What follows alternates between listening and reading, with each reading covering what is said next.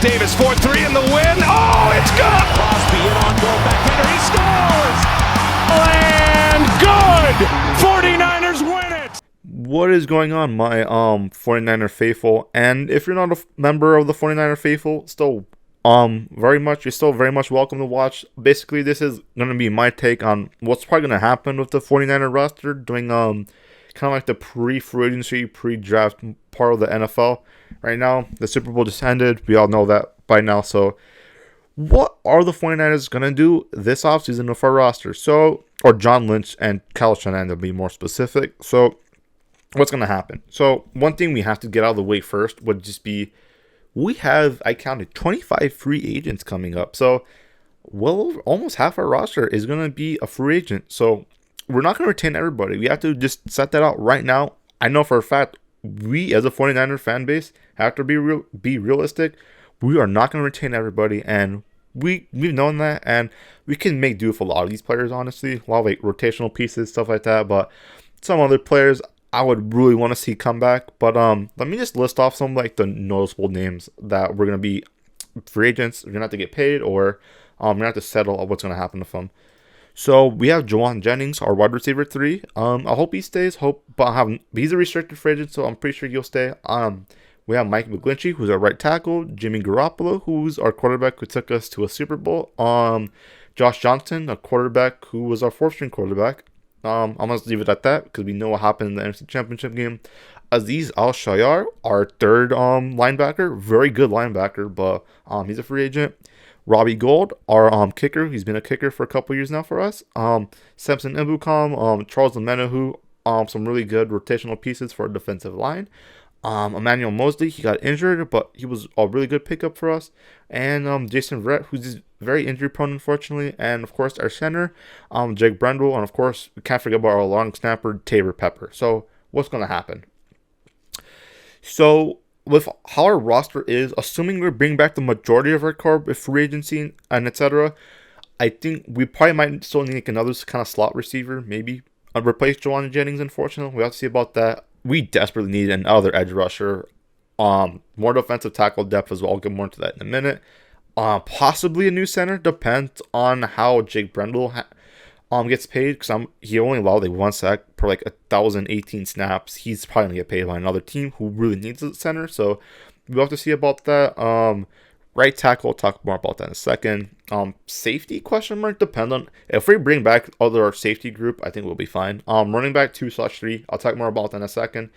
The free agents I really want to keep would obviously be Robbie Gould, our kicker, Emmanuel Mosley, one of our cornerbacks, Tabor Pepper, our long snapper, Samson Ebukam, who's a really good defensive end, especially as like a kind of a rotational piece. I personally really love Javon Jennings. He's a really good wide receiver 3. He knows his role. He's going to complain, and also, of course, he's really good in touchdown and 3rd down situations. So I really like Javon Jennings. He's really important for kind of moving the chains, and I hope he comes back. And this last one is going to be pretty controversial, though. So most 49er fans kind of hate Mike McGlinchey, and I understand why, just because on our offensive line, he is one of the weakest links, and of course, he has a lot of untimely penalties. That's the kind of way I can put it.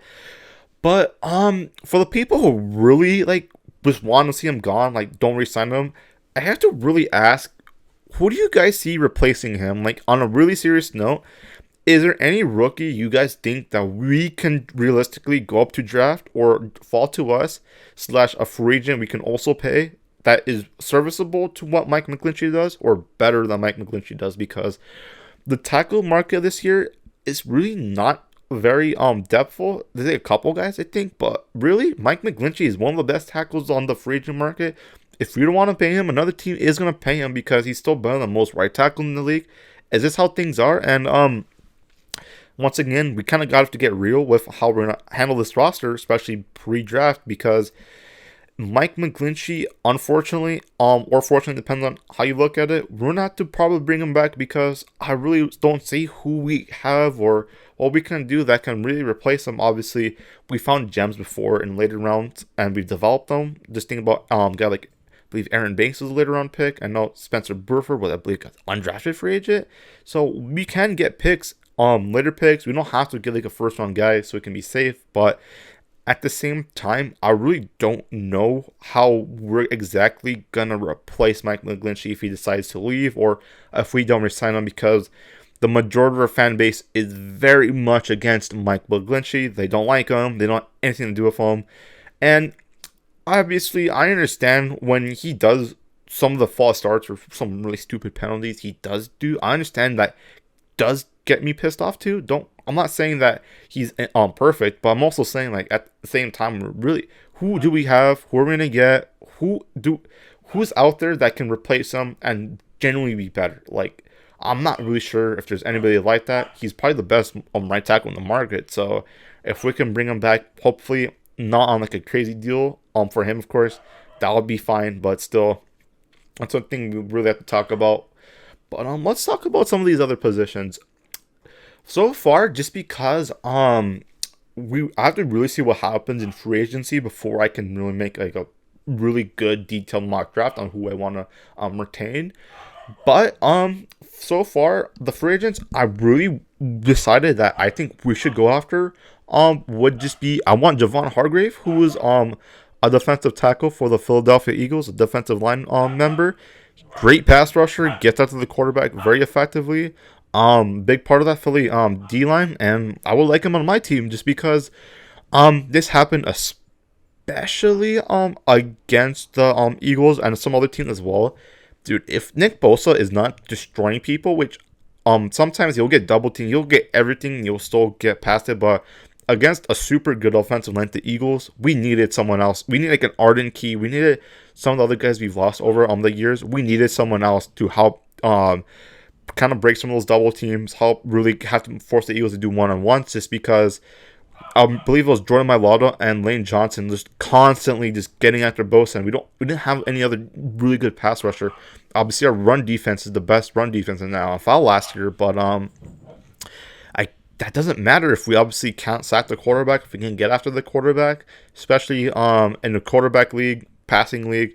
We're like middle of the pack in sacks. We had the best defense, middle of the pack sacks. So if we can get a Javon Hargrave who can get after the quarterback, great pass rusher, I really want him on my team. So the money part, I'm not gonna lie, I don't know about the money part, but I really want him on my team. If the Eagles don't re-sign him because they don't have a lot of mouths to feed, a lot of M's to go around in that team, we should really go after Javon Hargrave. I really want him to kind of beef up this defensive line, get a little bit more depth on the tackle positions, just so we have another guy that can really get after the quarterback, so Nick Bosa's not out there by himself. Obviously, Nick Bosa is a DPOY. He's a reigning DPOY, but we still need more help from him just because really our defensive line is pretty good. Well, it's our linebackers that really, really add on pressure, that can really help cover. Our linebackers make this team. If we didn't have Fred Warner, we're losing Alshire possibly, and then if we didn't have Greenlaw, this team would not be the number one defense. I'm just being real. So our linebacker core, I hope we bring back Alshire. He's one of my favorite players. He chucked Ezekiel Elliott. He chokeholded Tom Brady. He's had some moments with the 49ers. Really solid, underrated linebacker who I really want to come back, but I understand he's a younger player, so he's probably going to want to get a payday, and there's a team called the Houston Texans that have our old defensive coordinator. I would imagine he might want to go there, so we have to be real with the possibility we might lose him, so that's another player. But the other player I really thought would be good for our team would be Jordan Poyer. He was I believe a free safety. I could be mistaken on that. Always mix up free and strong safeties. But Jordan Poyer from the Buffalo Bills. I know last year he had a little bit of injuries, and I don't know what's happening with the injury management in Buffalo. But I really want Jordan Poyer. But the thing is, he's a Pro Bowl caliber safety, so I wouldn't be surprised if he asks for like a ton of money. We don't unfortunately have. I have to double check our cap space, but with the amount of free agents we're gonna need to bring back, we probably won't have as much money to spend around on. But I really want Jordan Poyer. He plays in a kind of cover 2 system with Buffalo as well. So bring him over here. I think he'll fit just fine in our system. And safety depth, especially a guy who doesn't, like, I love Talanoa Hufanga, but one thing about him is that, especially during the middle of the season, he gets really aggressive. Like, he he has like kind of like that Troy Polamalu-esque ability where he can just destroy running backs. He can really blitz. But the thing is, with that would be sometimes he loses track of his man, especially, and that's how we have some blown coverages. There was one game against the Tampa Bay Buccaneers where there was a blown coverage because he kind of got sidetracked with something else. I'm not really sure what the assignment was, but Mike Evans got wide open and he had that touchdown. Obviously got called back because it was holding, but stuff like that does happen. And he did clean it up towards the end of the year, if I remember correctly. But one thing I would really want would just be have another like really just safety who just mainly sticks to coverage, who's not going to be as insanely aggressive, and while Hufanga can be our guy who can really be a wild card. He's kind of like a linebacker playing safety. That's the best way I can describe Hufanga. And we should be using him like that, obviously. He should not just be in coverage. He should be really everywhere. But having another guy that can really just cover really well, I wouldn't mind joining part of my team. That's a free agent I would really like. Because most of the other free agents are going to be quarterbacks or wide receivers, running. I see like Saquon Barkley is a free agent, I believe. Stuff like that. I don't think we really need too much of those kind of free agents. I just want kind of more depth pieces, stuff like that. I really want Javon Hargrave and I want Jordan Poyer on my team just because they're not the sexiest picks in the world, unfortunately, but they're picks that help win championships. And that's the main thing really about this team right now. We've gone to the Super Bowl. We've made it to the NFC Championship game a bunch of times. We just haven't won the big game yet. And until we win the big game, I can't really say that we've this whole era has been a success, just because really no one really remembers the teams that were really good that didn't win championships unless you did something really crazy like lose 4 in a row like the Bills. But still, another thing we're not to handle would be our quarterback situation. I know. Every 49er fan has like wildly different opinions about this. There's like a big kind of civil war in the fan base on Brock Purdy, Trey Lance, bring back Jimmy G, whatever. But this is gonna be tough just because obviously I feel with what we've seen of Brock Purdy before, he had torn ligaments in his elbow. He was probably the best quarterback we've had in a minute. I'm not gonna lie, he got the offense moving perfectly. The thing with Jimmy G especially would just be Jimmy G is a big yards after catch merchandiser, just because he will get really good stats, but it's a lot of it is because he'll throw like a 20-yard pass to Deebo Samuel, then Deebo Samuel just trucks Jalen Ramsey and takes it to the house. After a certain point, that's Deebo Samuel being Deebo Samuel, not Jimmy G making an insane like accurate throw, especially downfield. Brock Purdy, however, he can throw deep. He can make those shots. He can make defenses stay honest and not just try to force everything in the box. He can really do that. But the thing is, we also have Trey Lance, and obviously Trey Lance has played like 3. I think he started like 3 career games. He obviously started against Seattle. He got hurt that game, unfortunately. He played against the Bears, and the Bears was during a monsoon basically. And then of course he started against the Texans last year. I remember that game because he had a nice throw to Deebo Samuel. I remember that. But Trey Lance has not had the amount of reps, the amount of playing time really that some of these other quarterbacks have had, and how Brock Purdy's played more games than Trey Lance, like fully. Like that's really concerning because Trey Lance is in his 3rd year. Which wow, he's gonna be in his 3rd year, and that feels crazy. Time flies, but one thing you have to keep in mind is that Trey Lance's potential is much better than Brock Purdy's. He has a bigger arm. He can move. He's really big. He can break tackles. Brock Purdy is a really decent scrambler. It's kind of underrated in that. But Trey Lance can obviously do it better. The only thing is Trey Lance's accuracy is raw. Some of the mechanics. They were getting worked on. But then, of course, there was like the thing of the arm fatigue, which I read a story about. And he went 20 months without having an actual break. And obviously when you do that to any athlete, that's wear down their body, and it's going to make them very fatigued, and it's probably what happened. And then so we'll really have to see who's going to win out in that QB situation between Trey Lance and Brock Purdy. Then because of how I want to say I don't want to say Trey Lance and Brock Purdy are injury prone, but because they had 2 major contact injuries, and then of being a historically injury prone quarterback like some other quarterbacks are. So one thing you would have to consider would just be you need a good quarterback 3. And From what I can tell, from what John Lynch has said, he doesn't want to spend too much money on a quarterback 3, and I get it. But if you can get this, obviously could be a little bit more expensive. But if you can get like a guy like Jacoby Brissett, I really hope we can get someone like him.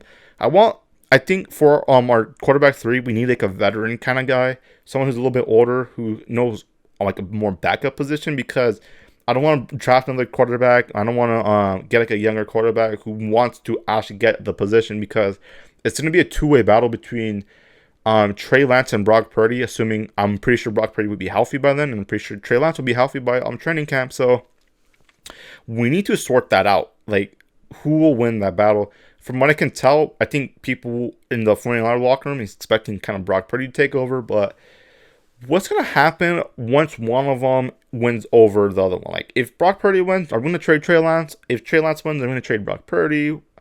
I have no idea what's going to happen with that. I hope, obviously, it can coexist, but the thing is, when you have two kind of really capable quarterbacks who can genuinely both play if they're both healthy, I'm pretty sure there might be locker room tension. I'm pretty sure some players might want Trey Lance, some players might want what Brock Purdy does, and that can really lead to being a distracted team.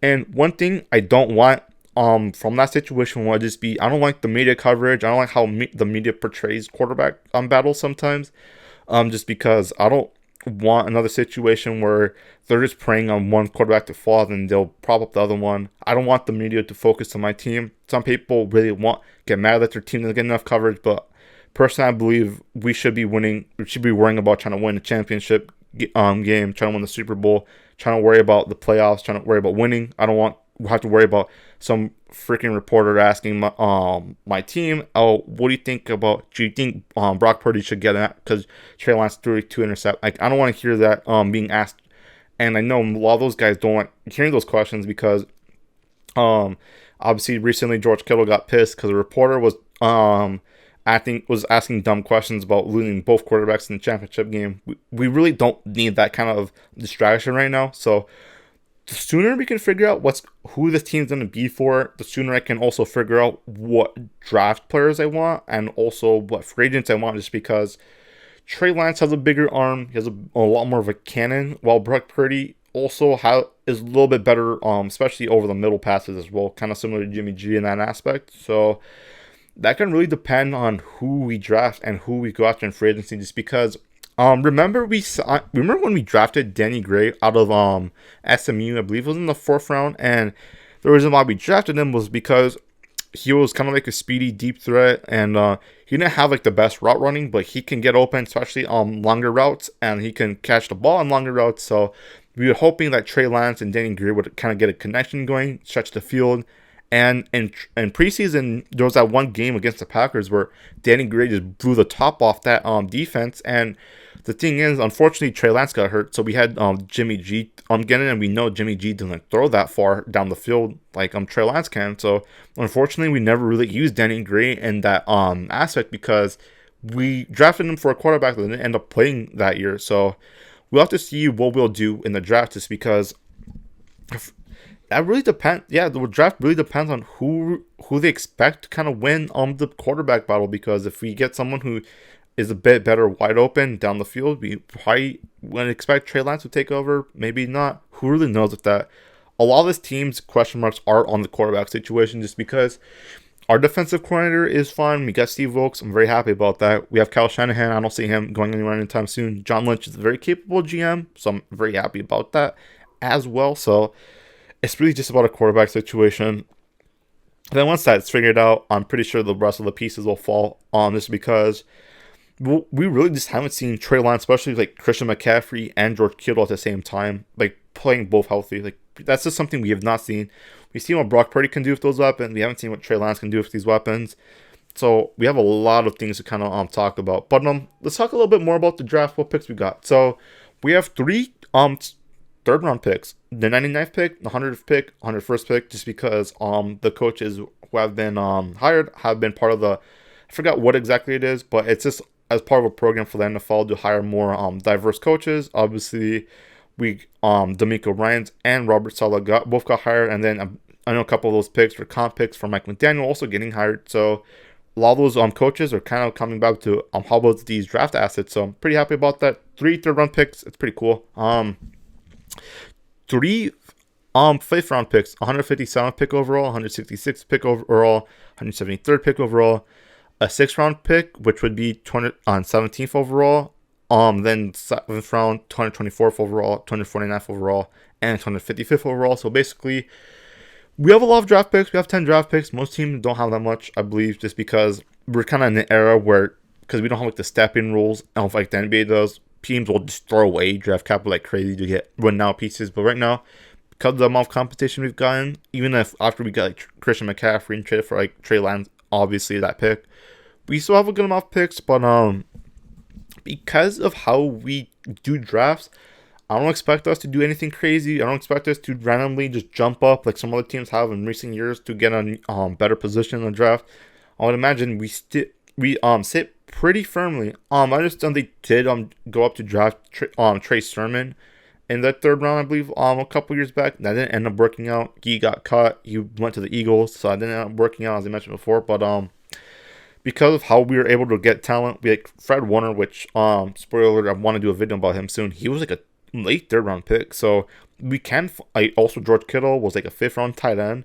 We can get guys who are pretty good in these later rounds. I'm not concerned about that.